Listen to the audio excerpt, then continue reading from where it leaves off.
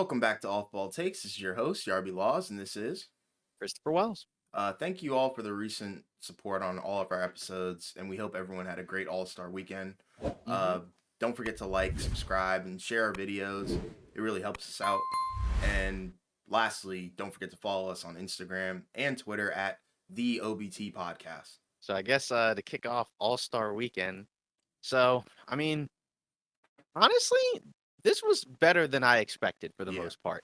I mean, going in, we kind of thought that the All Star Weekend was going to be, kind of a letdown just because there were a number of guys out, people dropping out of some of the competitions. But right. overall, I would have to say this is one of the better ones in recent memory. Yeah, Um, even with the Celebrity All Star game, which is usually kind of like a boring, game of sorts. This one was honestly kind of entertaining at different points. yeah, 81-78, DK Metcalf, NFL player wins the MVP of the game.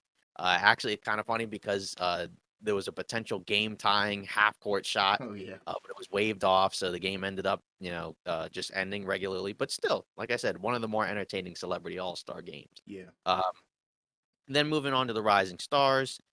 As we talked about in our previous podcast, we mentioned we thought that Team POW was going to be the best team, and it ended up being the best team, beating both of the teams that they played against. Jose Alvarado taking home MVP yeah, of the New Orleans Pelicans.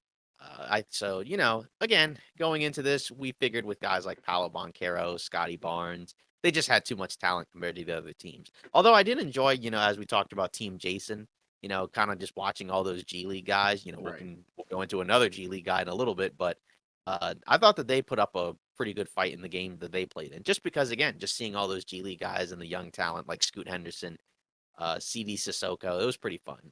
Yeah, I enjoyed it. I thought there was a lot of action out there. Alvarado, I think he got one grand theft.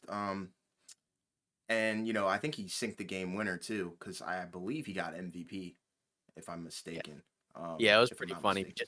Yeah, it was pretty funny because he was telling Donovan Mitchell the play before during the timeout. He was like, "If I make the game-winning shot, or if they give me the ball, I'm gonna take it and I'm gonna win the game, Yeah, and then dinner's on you." And of course, he ends up doing it. So that was pretty yeah. funny. It was good vibes. They looked really loose out there, and it was all about fun, and that's what it came down to. And everybody looked good. Nobody looked bad. So Yeah. props to everyone who played. Yes, and then unfortunately, the same couldn't be said with the skills competition. I Yeah, thought that was a this hard was watch. easily the worst event of all the bunch. Team Jazz ended up winning it. We thought Team Rookies was going to win, but of course, they ended up having a really poor outing in the shooting part of the skills competition. I believe they had 0 points. Yeah, it was They bad. change the rules every year on this thing, and it's kind of hard to follow because I don't remember it being like this last year. No, it wasn't. They added all kinds of weird gimmicks, especially with the passing. That was the my least favorite thing. I think was the Yeah, passing. It just seemed like I was watching like a kiddie game or something. I don't know. It just seemed weird to me. But yeah, definitely my least favorite event. Very underwhelming and uh, not as creative as I thought they were gonna get with it. But it right. was an event. That's all I can say. Yeah. And then I guess moving on, of course we got the 3-point competition, which I thought was pretty entertaining. Of course, my pick was wrong. I thought Kevin Herter had a chance, but he Yeah. didn't really have a good outing at all. But Damian Lillard, your pick ended up winning and he did a really good job, especially to ice the game with hitting both deep threes. So I thought that was pretty entertaining. And Dame again, we time. thought that yeah, and we did say like one of Buddy Hield, Lillard, or Herter was probably going to win, and it ended Right. up being Floyd. So shout out to him. Yeah, he looked really good, smooth. Yeah. And it was funny. He hit a clutch one. Like I think he was down two, and I think he hit Yep. three in a row or something like that. So Yep. Dame time. That's all I can say about that. It was a good event though. Exactly. I enjoyed it. Yeah. And then the one that I think is obviously the best one, the slam dunk contest. This one was way better than last year's dunk contest. Of course, Mac McClung was both of our picks, or both of us picked him to win, Yeah. and he ended up winning it, and he definitely earned it. He had a lot of just a number of crazy dunks, and he said he was interviewed by Shams Karania the day before, and he said he's got at least a couple of dunks that you've never seen before, Yeah. including what, like a 720 clutch windmill dunk or whatever. Yeah. He Yeah. he looked really good. Showing off the Instagram hops that we've known him for years. and he just took advantage of the moment. And I saw a funny post earlier. It was saying like his total career earnings were like 104K, and Right, he got 100K for winning the dunk contest the other night. So I mean, right. that just shows you like there's levels to this, and he's climbing the ladder. Like he's putting the league on notice. I'm not sure, if he's gonna, have a rotational spot on the 76ers, but now more and more people know his name, especially people who weren't familiar with it due to Instagram or whatever. Yeah. One thing I would say about the dunk contest was even the guys that didn't win, I still thought had a number of really impressive dunks, Yeah. right? Like Trey Murphy. I liked a lot of the dunks he did. I thought it was pretty funny how he had Alvarado come in and take the ball and throw the Yeah. lob off the backboard. Jericho Sims, I thought his dunks were kind of cool. Yeah. Sticking his hands in, but I Yeah. thought the 50 card was a little bit too much. Yeah. Um, even KJ Martin, I thought had a couple of really impressive dunks, but still, like this was better than other years. I'm still disappointed though that some guys that we know, could do a really good job, like a John Morant, like a Zion. I know he's hurt, Anthony so he doesn't Edwards. really count. Yeah, Anthony Edwards, guys like that, Shaden Sharp, right? We know that Right. those guys put on a show in the dunk contest, but they Easily. just chose not to. It's Yeah. just kind of disappointing in my opinion. Yeah. Mac But McClung made the most of his moment though. So yeah, great job. exactly. The first G League guy to win the dunk contest, Yeah. and I think the first G Leaguer to compete. I think Uh, so. yeah. And then of course, then you have the big finale, right? So you have the All-Star game between Team Giannis and Team LeBron. Obviously it was a little bit different this year. They started off an hour before the game doing the, I guess, street ball version of drafting the teams. What do you think of that? I personally thought it was okay, but I thought it was a little bit overhyped. I wasn't So all that into it. I was hyped for it. Like, we had been hyping it up on the podcast for the past couple of weeks, honestly. But it didn't live up to the hype, I'm not gonna lie. It felt kind of corny. It didn't feel as scripted as the ones that were previously aired or whatever. Um I do like the fact that it was live, but I just felt like the dramatics were a little bit too much. But there were Yeah. some funny moments like Jokic walking over to LeBron Yeah. before, he could even get the pick out. Right. Um, and Giannis trying to play like an idiot and draft John Morant in the starter or in the reserves section, but he was a starter. So I mean, just funny stuff like that, but just a little overdone, like you said. Just a little too corny. But I hope they continue with the trend. I do like it better than the previous drafts. But we'll see where it goes. I'm all for innovation. So if they keep changing it, I'm fine with it. But if they keep it this way and make some minor changes, I'm cool with it too. So Yeah, I think I kind of agree with that for the yeah, most part. Yeah, I don't think it has to go away. Like I no, said, I thought it was kind of overhyped, but at the same time, I think that there are ways to make it better for right, sure. yeah, Just like you said, just maybe making it a little bit, less goofy, I think, and just, yeah, just more normal, I think is fine. right, But overall still good. yeah, But getting into the game, interestingly enough, Giannis didn't really play a whole lot. We talked about on the previous podcast that he had gotten hurt yeah, kind of like not long after we had started recording. uh-huh. Um, and so there were kind of questions about whether or not he would play. He only played like a few minutes. Yeah, And then interestingly enough, LeBron, he played too, and he got hurt, I think in the first half. So he didn't play in the second half at all. But so neither captain ended up closing the game, but yeah, 184, 175, Team Giannis. Tatum ends up with the All-Star Kobe MVP award, 55 points, yep, 10 rebounds. Really impressive performance from him. I know it's the All-Star game, but it's always cool to see like these record-breaking nights in the yeah. All-Star game, He even if broke they that don't. thing. Yeah, exactly. Yeah, especially watching him just hitting all those jump shots. Right. I mean, like I said, it's the All-Star game. They don't play much defense. It's an exhibition game, but still, it's always kind of fun to watch these moments every Yeah, year because like say Steph, he had like what 50 last year. yeah. 16 Um, threes or something like that. exactly, and I Crazy. forget. Yeah, and I forget what year it was for AD, but he had the previous record, with 52 points. So, Right. it's the All-Star game. So Yeah, ultimately, you have fun with it. You watch it, and like I said, I think this was pretty much one of the better All-Star weekends in for recent memory, sure. even despite it being in Salt Lake City, which Yeah, um, I wouldn't have been my pick, but still, yeah.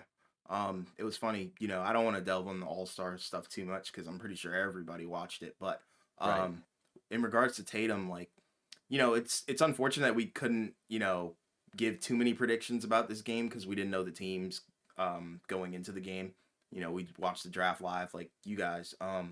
But while I was watching the draft, and once the teams were pretty much set, my friends were asking me, who I thought MVP was going to be, and my first answer was Embiid, and then I said, but watch out for Tatum. I think this is going to be a passing of the torch moment for Tatum because we saw it with Kobe and Jordan, and then um, Kobe and LeBron. So I'm not saying that Tatum's going to be the next one of those guys, but yeah, I called him to win MVP, but my friends laughed at me. So I know you're watching this and you know who you are. All I can say is I was right about that, but it was not on the podcast. So Also thought it was kind of just cool, just how they honored the score, the top three scores, where they had Malone and Kareem and yeah, LeBron. I thought that was kind of cool yeah, to that was see it. really cool. Yeah, and also like how Wade was introducing LeBron and Yeah, how everybody else was introducing the others. I thought that was pretty cool. That was a yeah. nice touch. I think this was one of the more wholesome All Star weekends. I think it was more fun than filled with more uh moments of where we see guys in their element, even in the dunk contest, Giannis recording stuff, Siakam bringing back the Shaq camcorder, just cool stuff like that. Almost Yeah. like Easter eggs, if you watch Marvel movies, stuff like that. It was just cool, seeing the kids on the sideline like Deuce, and it was just a Tatum's son, wholesome. or Yeah, it not was. Tatum's son, Randall's son. That was kind of Yeah, fun. yeah. Randall's son reaction. Yeah, and then Yeah. Giannis's son too. It was good. I enjoyed it. I think this was one of the better ones. So moving on to some more NBA news. Kevin Love, obviously, he got bought out. And there were reports that the Heat were the front runners to sign him, and now they've pretty much signed him. So we kind of talked about it in the last Yeah. podcast. Like I said, we both uh, fans of Kevin Love, or at least what he was at different points throughout his career. Right. Um, like I said, I thought in my opinion, I think on a minimum contract, he's not going to hurt you. I mean, Miami is kind of struggling outside of Bam, to have like some bigger guys with size. And I think Love could help there. He can shoot. Obviously he's a veteran. He's a guy that did win a title, and did play a pivotal role on a title team in Cleveland. So I think this is a quality signing. Yeah, I think it's a great move, and also I think looking more into it, I think he's going to get more minutes than he did in Cleveland because Cleveland kind Yeah. of showed that they didn't need him anymore. They were winning without him, and he kind of wasn't playing. So Right. for him going to Miami, I think this is a move where we're actually going to see him in the rotation. And if Yeah. we don't, like I said on the last episode, he's a great locker room guy. So no, it's a win-win. It's not going to hurt you at all. And for that minimum of a signing, like you kind of have to take it. Yeah. For the buyout guys, usually it's like three different things. It's like money, opportunity, and then, like playing time, right? Yeah, So for him, obviously it's playing time because if it was just about winning, right, then or if it was only about winning, he might have just stayed in Cleveland since right. they're, pretty good. But obviously he lost his minutes in Cleveland. So it makes sense that he would go there. Yeah, And he just money wants to wise play. isn't really that much of a factor because he's already made a ton of money in his career. And anywhere he goes, he's going to be a minimum contract player. Yeah, So, like I said, I think this is fine. yeah. Also, reportedly, they signed Cody Zeller. Okay. I mean, I haven't really seen much of him in quite a while. I mean, I know Yeah, he's kind of, after Charlotte, he kind of bounced around a little bit. Not as crazy about that signing. He's not that great defensively. yeah, Um, but, again, Miami does need some more size. So, they can't just have Caleb Martin as a power forward. So we'll see where this yeah. goes. But It, I, it, I think the Love signing is probably more impactful. yeah, I agree with you wholeheartedly. I don't really understand the Zeller signing. I think that one's a little bit more but I think the Kevin Love one has potential to make an impact, but the Zeller one, I had no shot. I guess to close out the podcast, we're going to go into 5 questions that we have for 5 different teams. So we each picked 5 different teams. And so we're going to kind of discuss the questions that we had. So I'll start with my first team, the New Orleans Pelicans. Okay. So my question that I asked is, will we see this team at full strength at any point this season? Good Because question. because that's kind of been the theme of their season for the most part. I mean, you look at Zion Williamson. I mean, how long has he been out? He's been out for at this point 2 months, Yeah. and he missed a little bit of time earlier in the season too. He's only played like 29 games Right. New Orleans. So, I mean, when you look at Brandon Ingram, it's kind of the same thing, right? Where he hasn't played that many more games. I think he's played less than Zion. He's played like 24 I think you're because he right. missed time before Zion got hurt. And Yeah. then even guys like CJ McCollum has missed a little bit of time. I mean, when this team is healthy, I think that they're really good. I mean, before Zion went out, they were towards the top of the West, but since then it's been really rough, and they've kind of been in that play-in spot, low 5, 6 seed, kind of just battling back and forth with other teams. And I'm kind of wondering, like, if we don't see Zion much more this season, I don't know, it could get really scary for that team. Yeah, we touched on the last episode a little bit, but you guys pretty much know how I feel about Zion's health. I think there's some serious concerns with it. But, to answer your question specifically, I don't think we're going to see this New Orleans Pelicans team at full health. And, it's mainly due to the fact that the tandem of Brandon Ingram and Zion are never healthy. And if they are healthy, it's always one at a time. Um, and, Zion's availability is just like increasingly going down, which is funny. So, like, I just don't know what exactly they can do. Maybe get some nutritionists there. I don't know if it has to do with his diet or, or it might just be, his body just can't handle it and he's not going to, last long in the NBA, could be unfortunate. But yeah, I don't think we're going to see this team fully healthy. And, they have so much potential. They could really make a deep playoff run. That's how talented this team is because at the end of the day, there's nobody that's can stop Zion on a consistent basis. Maybe one or two plays, but not in a long stretch, especially in a series. But the problem is, Zion could end up playing in the series, but not every game. It's Right. always something. And I'm not trying to attack him or, get on him about it, but there needs to be a change and it needs to happen fast because uh, the golden years are dwindling away quickly. And When yeah, Yeah, when this guy's healthy, he's averaging 26, 7 and 5 on 61% shooting from the field. So I yeah, mean, when you're averaging almost 30 a game, being that efficient, I mean, you're pretty good. yeah, he's a generational talent. So we'll see what they do. I'm not sure what they can do, but we will see. So for my first team, I picked Cleveland. Okay. So my question to everyone and you is does Cleveland have enough push to make a deep playoff run? Okay. Because I think they're, I earlier in the season I had a strong belief in them, but it just seems like they're too young. I think a couple more years, get the Donovan Mitchell, Darius Garland chemistry rolling, and give Mobley some time to develop too, because he seems like he's a really good player, but it's also very streaky sometimes. It's hard to watch, honestly, when he's not on, and I think that could really hurt them in the playoffs because it seems like he has a tendency to freeze up. I don't know what it is, but and it seems like their bench isn't as good as I thought they were. Um, like they're a deep team, but it's just filled with a lot of streaky guys, and I'm just not as confident as I was with them at the beginning of the season. So to answer my own question, I don't think they have enough to make a deep playoff run. I think they have enough to maybe second round exit, but I don't see them going beyond that or even to the title. So Yeah. I think the issue with Cleveland is that like you have to think about it right now. They're I think what the fifth seed in the Eastern yeah, Conference. So in order to get to the finals, I mean you're gonna have to go through Boston and Milwaukee. And I mean right. so your question would have to be, can they beat both of those teams with the roster they have? And I would kind of agree with you where I would say no. I think the Mobley and Jared Allen fit is really good, especially defensively. But then sometimes on offense, with Mobley, he still doesn't quite have a 3-point shot consistently yet. So Right. sometimes you're going to have some spacing issues. They still don't really have, an answer with their wings. I mean, I like Jetty Osman. Okoro's okay.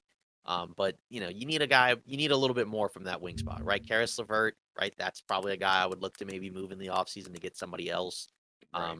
Rubio's okay as a backup point guard, but still, like I said, I kind of agree with you where I just don't think they have enough. Danny Green, Can he help them? He'll probably help them somewhat, but I don't necessarily think he takes them from what they were before to, a team that can win a title. Yeah, So I would kind of agree. Like you said, earlier in the season, they were looking like one of the best teams in the NBA. right. They're still really good, but I think that they're still a tier below, the other teams at the top, Yeah, Milwaukee and Boston. and like with the Danny Green thing, he now in his age, he's kind of streaky like the rest of the bench. So he kind of added on to the Same as streakiness I volume.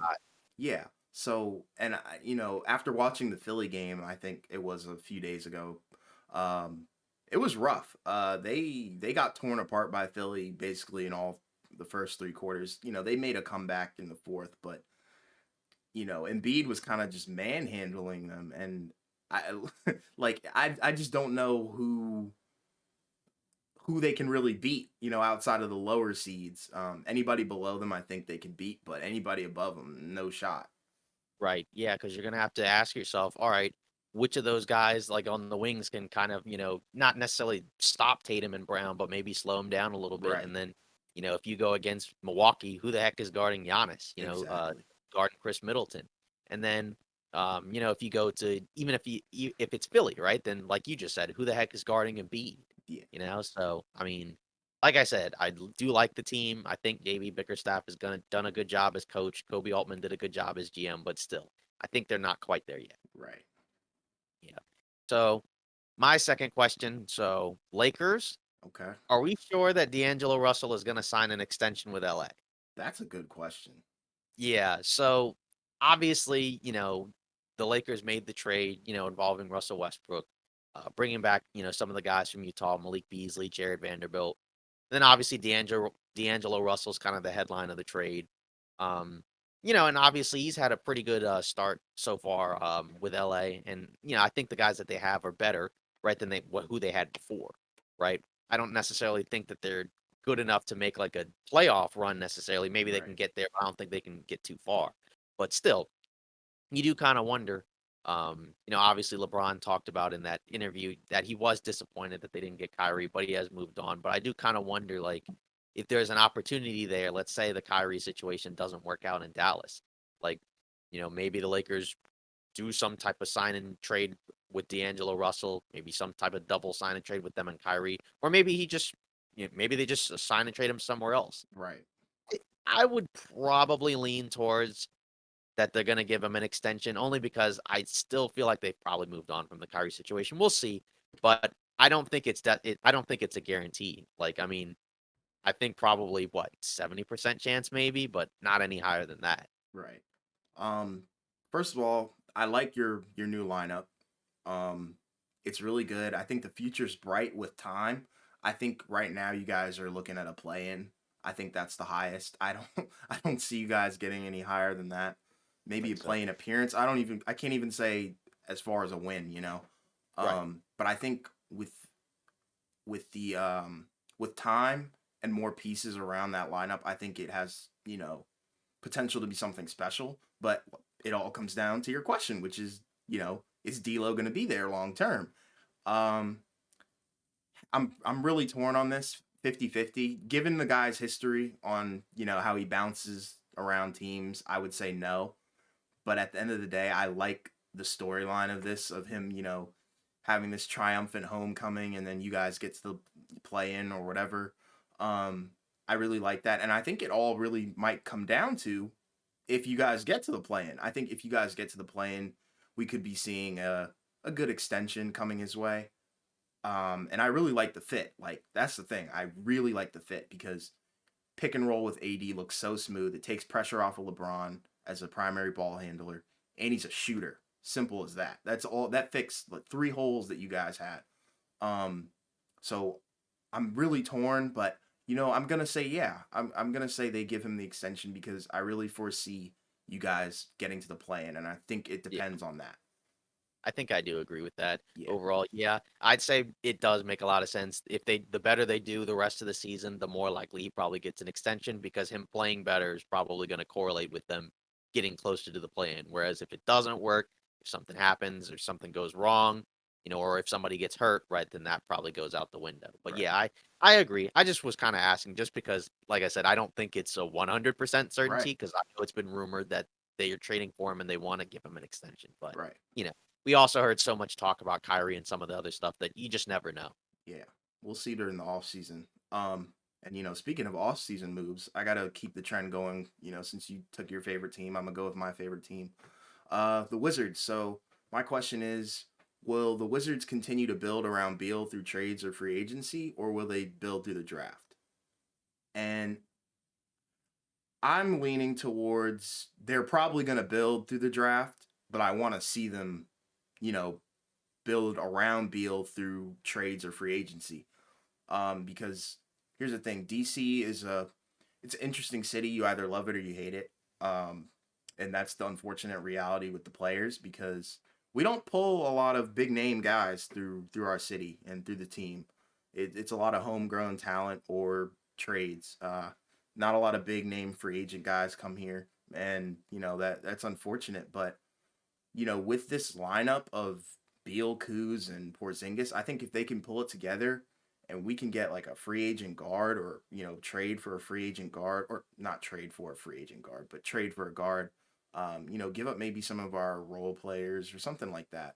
Picks maybe, I don't know, but we just have such a bad history with the draft. I don't want them to do that, but I think that's what they're going to do anyways because we seem to be stuck in that range of, the number 10 to 15 pick, and those guys are good, but they're rotational likable guys, so it's like there's just not much there, and it seems like we don't necessarily know how to develop all of our talent, and if we do, it's too late and they end up leaving and walking and doing great elsewhere. So I'm curious to hear your thoughts, but I don't know. I'm thinking that they're just going to build through the draft, unfortunately, but I really want to see some free agents come here. Yeah, I mean, I would probably lean more towards like trades and drafts because I think one of the main issues with the Wizards is they also are a team that is way, way over the cap. So like you have Bradley Beal that makes what like 40 plus million a year. Right. Obviously you have Porzingis, on a max contract. Kuzma's gonna have to get re-signed. I don't know how much he'll get per year, but probably at least I would think somewhere around 20. Right. Um, and then after that, the rest of the guys are either on like smaller rookie contracts or whatever. But, again, when you factor in Beal and Porzingis and Kuzma, you're basically over the cap. So you're not really going to be able to do a lot with free agency unless you either do a sign and trade or you move one of the other guys. Right. So I would, but then the issue is with the draft is if the Wizards are kind of in that weird play-in spot, they're not really going to get that great of a lottery pick. Exactly. They might be like what 15, 14th or something like that, which again, you could get a good player in there, but it's a lot less likely. Yep. So it's like if you're the Wizards, you almost kind of have to choose between do you even want to go down this path or do you maybe want to just rebuild? You never know because the thing with Beal is he's, getting close to 30. He's going to be making 50 plus million a year into his 30s. Yep. So it could get to a point where like if this doesn't work out in the next couple of years, maybe they explore the possibility of just rebuilding and maybe even moving on from him. Because again, I think it's going to be really difficult to build with this team because again, they don't have a lot of cap and you don't have a lot of free agents that want to come to DC. So like I said, I would probably lean more towards uh, drafting and trades if they're going to continue to build with Bradley Beal, which at this Right. point it seems like that's what they're going to do. Because I don't think they're going to trade him anytime soon. No. He's got a no trade clause, so he's only going to go somewhere if he wants to. It's going to be on his terms. Yeah. So if he's here, it's going to be through the trades and I think the draft. Yeah. I agree with that. Yeah. So my third question is for the Memphis Grizzlies. So is Ja still fine in the Western Conference? So obviously over the course of that trade deadline, we had a number of big moves, primarily relating to the Western Conference. Of course, we had, the Lakers trade that we talked about. But then also we had Phoenix, right? Phoenix traded for Kevin Durant, Yeah. right? One of the best players in the league. Phoenix was, going on a decent winning streak, right? Kind of coming back up and rising after, kind of being in that play-in spot earlier in the season, just because they had so many injuries, right? Right. Paul, Booker, Aiton. Cam Johnson, they all missed a ton of time. And obviously some of those guys like Cam Johnson and Bridges, they're not on the team anymore. But you have Durant. I'm assuming that he'll be back at some point during the All Star or after the All Star break. So we'll see, when he comes back how they look. But I don't know. With Memphis, I was kind of disappointed with what they did at the trade deadline. I mean, I Same. know that Luke Kennard is a shooter, and that is, a player that they desperately need. But I kind of wanted to see them go all in on an OG Anunoby. You Same. know, I understand like part of them kind of struggling as of late. I think Steven Adams being out really hurts them because they need his rebounding, they need his size, they need his defensive presence, and just again, he's just another veteran guy in the locker room, right? A responsible adult, that we've kind of talked about at different points. But, for them, I would be kind of worried if I'm Memphis because, again, they haven't looked as great in the last several games. They've had a few bounce back wins here and there, but if I'm Ja, I would start to get kind of worried because I think that there are some teams that can catch them, like Phoenix. I think Phoenix could take Memphis in a 7-game series. Easily. Denver, I think they could take them in a 7-game series. Even the Warriors, right? Like the Warriors have matched Denver or excuse me, Memphis really well. And obviously they've kind of been struggling this year. Steph has missed time, but you never know because, with a team like the Warriors, maybe they bounce back, but I don't know. I'm kind of concerned about Memphis, even though they've, still been really good this regular season. And I still think better than what we would have expected Right. given the injuries that they had early on in the season. Yeah, it was funny because I was watching the alternate broadcast of the All Star game, and Draymond asked the exact same question that you asked Ja himself. So, and he kind of had a similar answer as to you, but I don't think he's fine in the West right now because the Suns, they're gonna be, a force to reckon with Durant, and I pretty much agree with everything that you said. They're chasing them. The Mavericks, I think, they're on a I think 3-game losing streak or something like that. But if they can pull it together and work out the kinks with that lineup, I think they're one to watch. Their defense is bad, but offensively, I think they can hand it to Memphis. Clippers too. I wouldn't count them out. I don't foresee anybody really on the Grizzlies guarding Paul George or Kawhi Leonard uh, to a point where you shut them down. Denver is already ahead of them, so they look great. And I don't think Memphis stands a chance against the Nuggets. And a healthy Pelicans, I think, obliterate the Grizzlies as well. But and the Warriors. Even Ja said it himself. He said he can't count them out. They're contenders no matter what playoff seed they're in. They're contenders for sure. I agree. Um, but yeah, I don't even really think he's fine in the East if I'm being honest. Yeah. They just ever since he's really said that they've kind of fallen off the wagon a little bit. And like you said, it really would have helped if they got Ananobi because it would take away from those empty Dylan Brooks possessions where his shot looks different every possession. So they've got some stuff to work on. It pains me that Ja thinks that they're a perfect team, even though they're far from it. But I like the confidence, but I really don't think that they're fine in the West or East for that fact. My next question is interesting. So I'm going with Dallas. All right. And my question is, who are the Mavericks' biggest enemy in the West? Who? And I have a couple answers.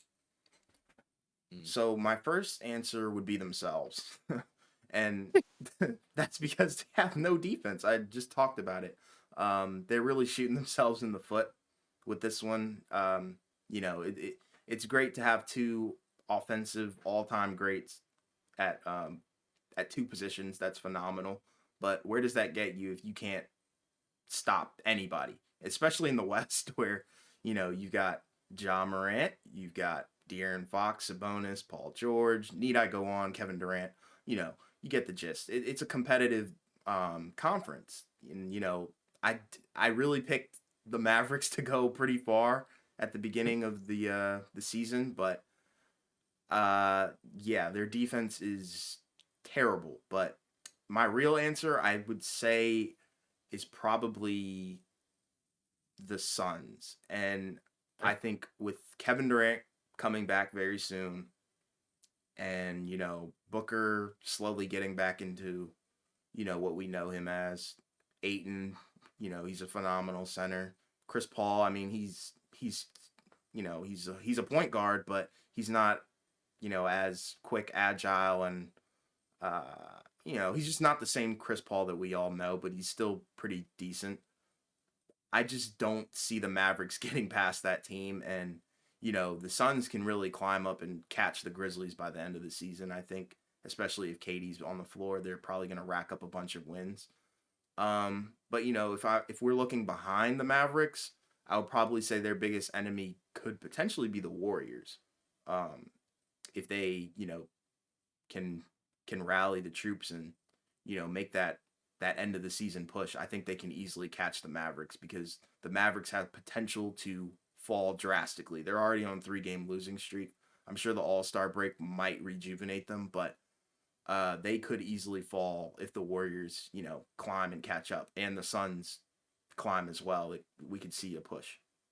Yeah, I would tend to agree with you. I think themselves is definitely a good answer, just Yeah, because again, you got to figure out where the defense is going to come from, even from the interior. I mean, you have Dwight Powell, who's okay, right, but not really anything special. yeah, JaVale McGee, right, he's okay, but again, he's an older player at this point, so right. you're not going to get that every night. Christian Wood, not really much of a defender. I mean, they got Justin Holiday, but I don't think that that's necessarily enough of an upgrade. No, So, I mean, yeah, the Suns, it makes sense. Warriors, it makes sense. Pretty much to me, any team that can kind of attack them off the dribble and be able to score around the basket, I think those are the type of teams that are really going to give them trouble because, Luka and Kyrie, they're not going to be able to stop guys on the perimeter.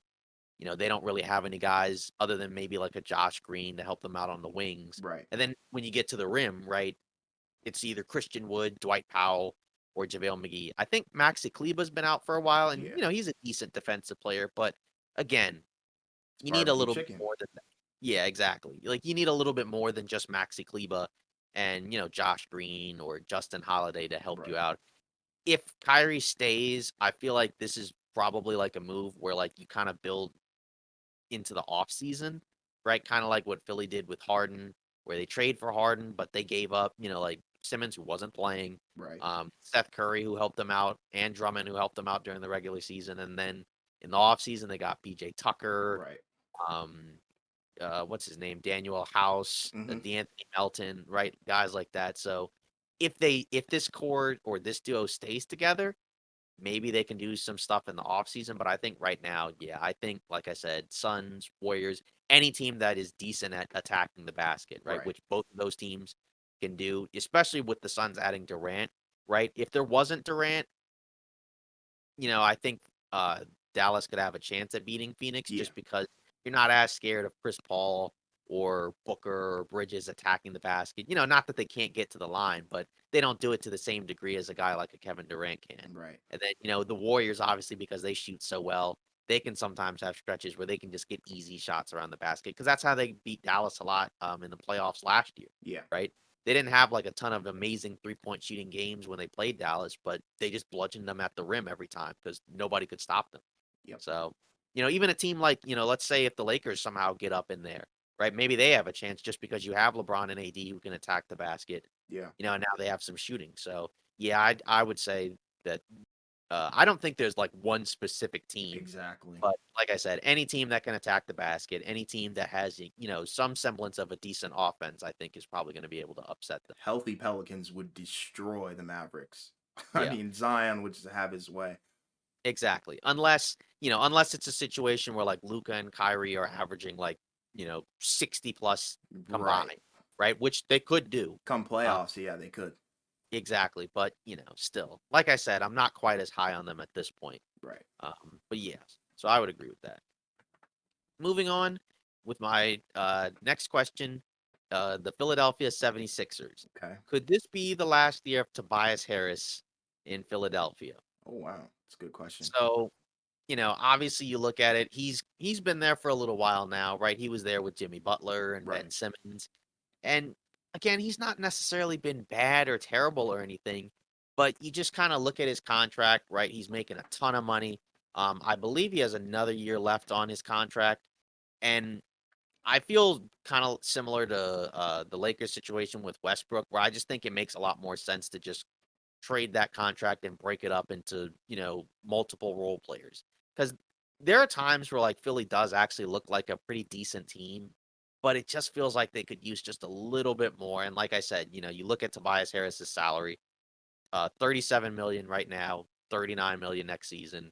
So for me, if they don't get it done again and again, like I wouldn't pick them to make the finals, but you Right. never know. Maybe Joel Embiid, has a really strong run. But if they don't get it done again, I would say move on from Tobias Harris, maybe even possibly Doc Rivers. But I think at the very least, you got to move Tobias Harris because he's going to be an expiring contract, and I think it will be movable. Yeah. If you were to ask me this question maybe 2 years ago, I would probably say you need to keep him. But now that Tyrese Maxey has come into his own, I think that is a huge factor because, he brings so much offense to that team. And it's kind of like you said, it's a similar situation with the Lakers Westbrook contract. I think they can get a decent haul of role players and maybe some picks. I don't know, but I'm thinking probably role players to, polish out the rotation, make everything, flow a little bit better cuz like you said, he's not bad at all, but he's not great. So, and I think they're still in contention with him. So, I don't think there's a rush to move on from him. But I think this could potentially be his last season there because I don't know. It just seems like he doesn't necessarily fit the scheme sometimes. He kind of just takes the ball into his own hands and, takes a mid range, which is kind of a dying shot. So, I think this is probably his last season there. And, you know, I'm not sure where he would go, but I think whoever gets him, that's a good haul because you're getting a good scorer. He's not too great on defense. He's okay, but I think a team that needs a scorer will probably bite for that and then, give up a couple of their rotational guys. So I agree with you on that. Um, and then for my next question, I have the Suns. So my question is KD, Aiton, D Book, and CP3 enough to get to the finals? And Okay. honestly, I'm gonna say yeah, because I with Durant, he's that much of a game changer to me. It may be a little bit of bias because he is my favorite player, but you know, I think that was just the one piece they were missing. Because Chris Paul, I mean, he's kind of just been falling off every year somewhat. With the scoring mainly. It's not necessarily the assists and, passing, but it's really the scoring. But adding Kevin Durant is such a big bolster to this offense. And, with D Book, he's really good on offense as well. One of the top scorers. And then, you have Aiton, who's a somewhat of a defensive anchor. He's coming into his own. I would like to see him be a little bit more aggressive on offense. And I think that might be in part to the system that they run. They don't necessarily want to run through him, which I understand. So um, I think it's enough because, KD is one of the best scorers of all time. And, he was on a roll this season in Brooklyn, in my opinion. So, adding his numbers and, he always comes back from injury true to form. So I'm not too worried about this. And I think they can really go to the finals because, if we look at the standings, they're the fifth seed. I think they can knock out the Clippers. I think they can beat the Kings. The Grizzlies, I think they can beat them too. I think the only challenge is probably going to be Denver. That's the only challenge I see because who's gonna really stop Jokic? I don't think DeAndre Ayton really stands a chance. Uh, but everyone below them, I just don't see them. Maybe the Warriors, but I just don't see the Mavs, Pelicans, Timberwolves, Thunder, anybody in that realm touching them, especially with the new lineup that they have. Hoping and praying that they stay healthy, but yeah, I think they can do it. Yeah, I would tend to agree with you. I think when you look at what happened last year with them in Dallas, the main issue you had was like in game 7, I mean, they just couldn't get anything going. Like nobody could do anything, Right. right? Paul was off. He kind of wore out towards the end of the playoffs. Booker, just had a really, really off game. I mean, DeAndre Ayton didn't even really play much in the second half. Right. Bridges couldn't really do much defensively. But, when you add Kevin Durant, right, then not only do you have a guy, right, where if you can't really get anything going on offense, you can just give it to him and get out of the way. It opens up everything for everyone else too. Because it's like now Devin Booker doesn't have to necessarily take as many difficult shots or have to struggle as much to get like an easy 25, 30 plus points. Right. Right. Chris Paul, you don't have to rely on him as much now because you don't have to rely on him to be a scorer. He can basically just be like a floor general guy, right? He could have a game where he only has like 8 points, right? But he can have like, 17, 18 assists, right? And just set up everybody else. Because, when he was in Phoenix initially, right, he was kind of looked at as like sort of the 1A with Booker, right? Right. Especially the first year they played together, right? Because when they played Milwaukee in the finals through the first couple of games, there was a lot of talk about Chris Paul being the finals MVP, Yeah. right? Because, through those first couple of games, he was doing a lot, in terms of scoring, Yeah. He which was you don't balling. normally see as much from him, even though he is capable of having big offensive outings. Usually he's not really known as much for his scoring. Right. So I think that definitely that Kevin Durant addition is going to help. It's going to help Ayton too, right? Open up the floor for him, right? So I definitely agree with that. I would be kind of concerned about their health because again, Chris Paul, right, is kind of known to miss a lot of time. Durant at this point, you can't really rely on him durability wise. Even Booker at times will miss games, but if they're healthy, I think they're going to be really good. Obviously, Yeah. in the standings, they're like 9.5 games behind Denver. So I'd say at this point, with only 20 something games left to go, they're probably not catching Denver. I want to say they're like maybe 6 losses because it's not just how many games back there are. You Right. also kind of have to look at the losses. Yeah. So they have 6 more losses than Memphis, Yeah. right? So there's again like 20 something games left. So it's gonna be tough. So I would say probably the highest they can get is gonna be the third seed. Because like you said, they're very close to the Clippers, very close to the Kings. And as long as Kevin Durant's healthy and can play, they should be able to win a lot of those games down the stretch. Their schedule is kind of a mixture of, easy and difficult games. Right. The next game they play, I believe, is OKC, right? OKC obviously has been, solid this year, but still, I think they can beat them. A couple other games against teams like Charlotte, Chicago. So I definitely think that they're going to go up. Are they gonna go up to 1? No. No. No. 2? No. Probably not. Like I said, I think 3rd is definitely possible. Yeah. And, from that point on, you just kinda go from there. You're gonna have home court advantage in the first round. So, as long as they're healthy, I'd like their chances. Yeah. And again, like, when you talk about depth, obviously depth is important, right? We saw in the finals, I think the Boston guys kinda wore down against Golden State. Oh yeah. Um, if they had had a guy like a Malcolm Brogdon, right, in the finals, maybe they beat Golden State. But, by the time they got to like game 4, 5, you Out could of tell they gas. just had no legs left. I mean, and again, they had 2 back-to-back 7-game series.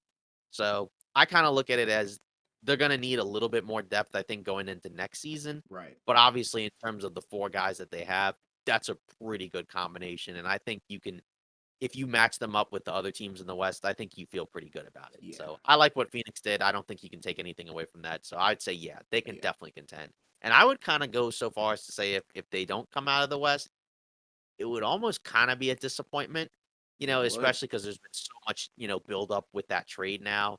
We'll get to see them soon. So I would kind of say they need to make the finals. I mean, They need to. again, if there's something that has to go, if something happens with injuries, right, and they don't get in, then there's not really much you can do about that. But if they're healthy and they don't make the finals, I think that's a pretty massive disappointment. But again, it's going to be tough because you only have 20 something games left. You have to integrate Kevin Durant in, but I think he's one of the easiest superstars to integrate into a lineup. He doesn't have to have the ball in his hands a ton. You can easily run stuff for him, or he can just get his own offense. Right. So if you're gonna trade for a guy with not a whole lot of time left and you're gonna try to kind of figure stuff out, I think that's the guy you get. I don't think Phoenix has to drastically change a whole lot. So yeah, I'd agree with you. Yeah. And lineup wise, like lineup wise aside, actually, if Kevin Durant and Devin Booker together don't get to the finals, that's a disappointment in my book because they're that With Chris good. Paul and Ayton, Exactly. Exactly. So Like, come on now. I mean, that's almost the perfect team. exactly. Yeah.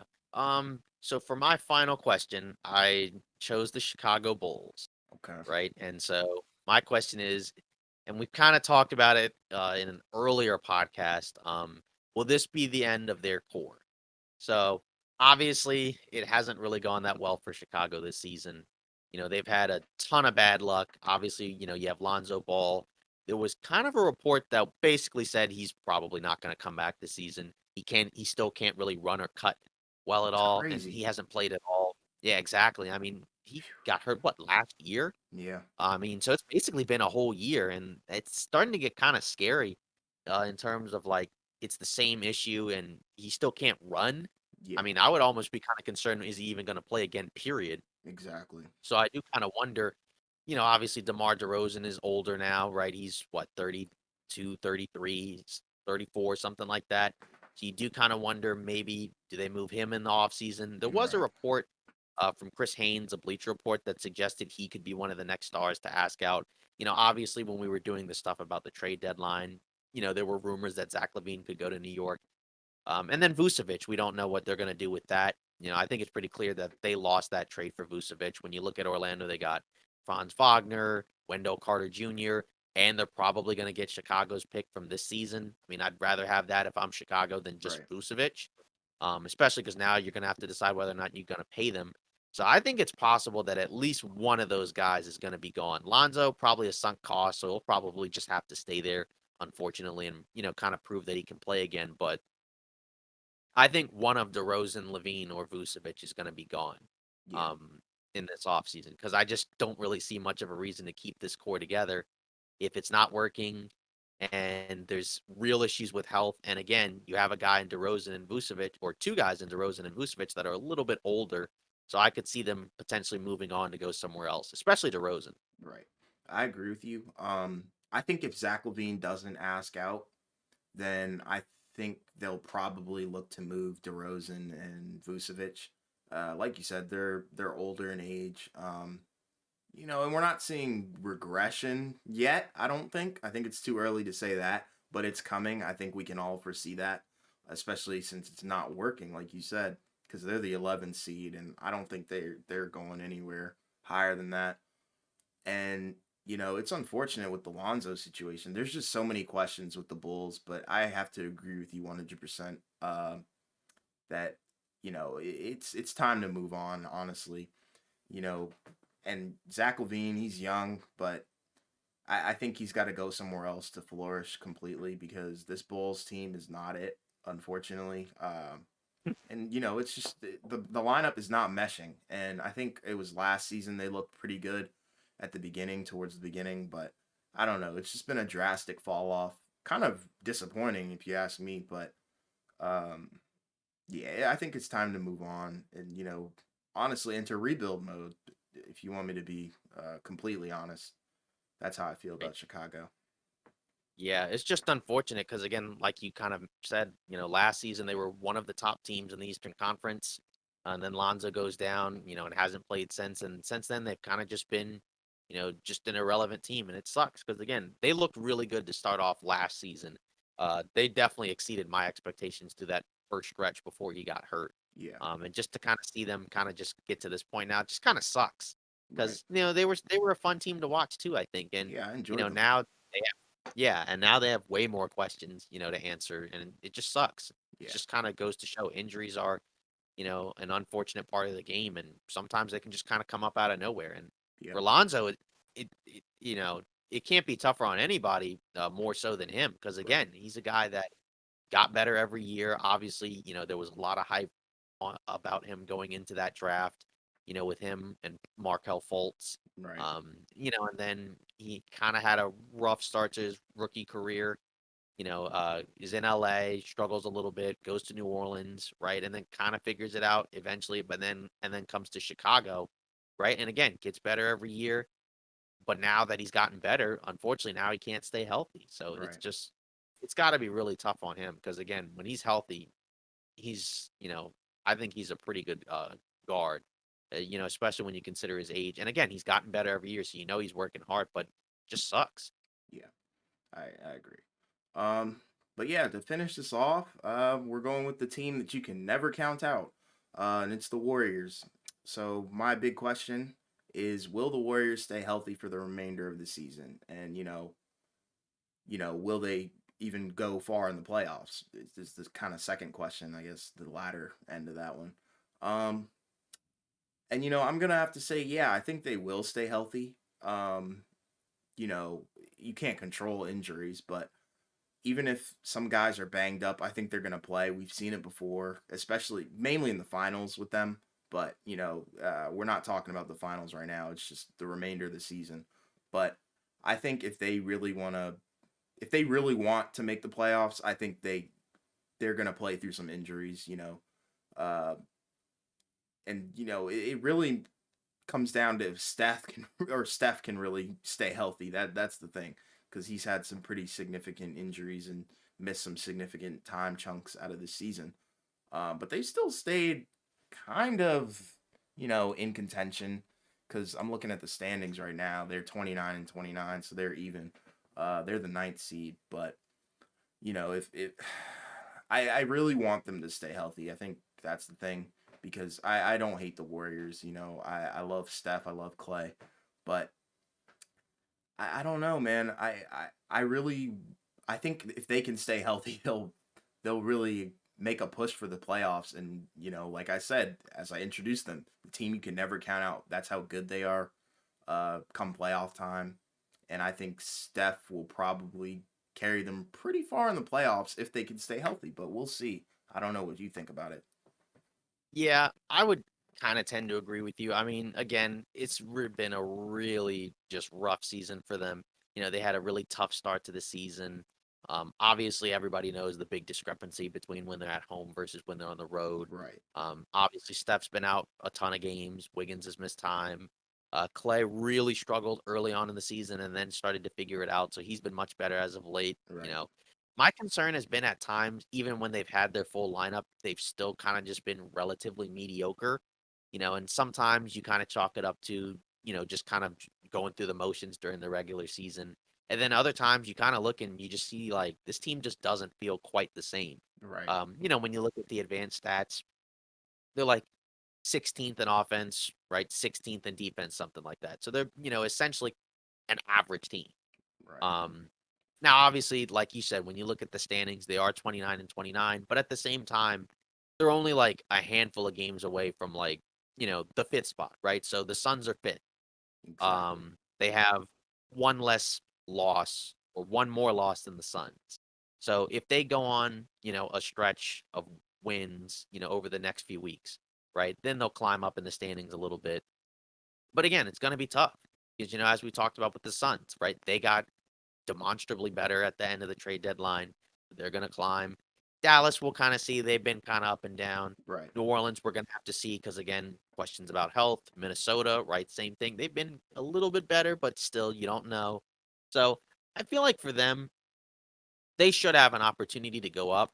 But again, they got to start winning games and they got to get healthy. We still don't quite know when Steph is coming back, right? Right. Reportedly, he's going to be reevaluated after the end of this All-Star break. So maybe we'll know more in the next few days. But you look at their schedule and it's, kind of up and down in terms of the teams they play. They play the Lakers. They lost to the Lakers last game. Mm-hmm.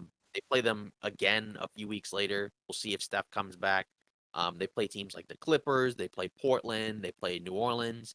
They have like a fair amount of games on the road, which is kind of a concern because Right. again, they've not been very good on the road this season. 7-22. So, yeah, they it's been awful. Yeah. So, I mean, at this point, like you said, I don't think you can count them out. Again, they added Gary Payton, but he's also going to be out for reportedly at least a month too. Right. So when he comes back, maybe he'll help them. But again, by the time he comes back, it could be getting close to play-in playoff time, and there just may not be enough time left. So I don't think you can count them out. But at the same time, like if you just asked me straight up, do I think they'll win the championship this year? Oh, I would yeah. probably say no. Yeah. But at the very least, I think that you can't count them out. And if they can stay in the play-in or somewhere above that, they should be able to contend. And I don't think you can feel bad about them in a playoff series in the sense of they should be able to win. But Right. like I said, at this point, I just feel like a team that wins a title doesn't usually struggle this much over the course of the season. And again, it's so weird in the Western Conference because when you look at the standings, it's so jumbled up, so the record doesn't, the record seems like it's worse than it actually is. But then at the same time, is it really good enough to win a title? We'll see, Tight and up but in the air in that conference. It's insane. exactly. Exactly. Yeah, because you look at the East, Boston's got what 41 wins. Yeah. Milwaukee's right around there as well. Denver's at 40 wins. And again, it's the regular season and they just won the title. So you don't want to count them out. And again, everybody loves Steph, everybody loves Clay for the most part. But I don't know. Like I said, I think they have a chance to contend, but going into the season, they were looked at as one of the favorites. I don't think you can look at them as a favorite. Yeah. No way. No, I don't think of them as a favorite at all. And I think the message that Kerr is sending to the young guys is you need to step up because this is your time to shine, with the injuries and all that stuff. And I think Poole's done a decent job at that. I'm just not sure, how far that can get them if Steph isn't, healthy. So we'll see. I think that's one of the bigger questions in the NBA is will the Warriors be healthy? And if they are healthy, do they even have a chance at the title? That's what it Yeah, comes because down to. yeah, exactly. Because we know what his injury is, I guess technically, but we still don't have a ton of idea of how long he's going to be out. Shams initially reported multiple weeks. Right. I guess he's been basically out for what, like 2 weeks at this 2 weeks, point, yeah. kind of. Yeah. Yeah. So I mean, we'll see. When somebody says multiple weeks, I'm leaning more towards like 4 plus. A month, yeah. But again, maybe he comes back in a week or so. I don't know. So if once we get more clarity on that, I'll probably have a better grasp of it, right? Because let's say he's out, still for like 2, 3 more weeks, Right. then I'm probably leaning towards it's going to be really tough. Because again, the road record, right, and a lot of games that they have left are on the road.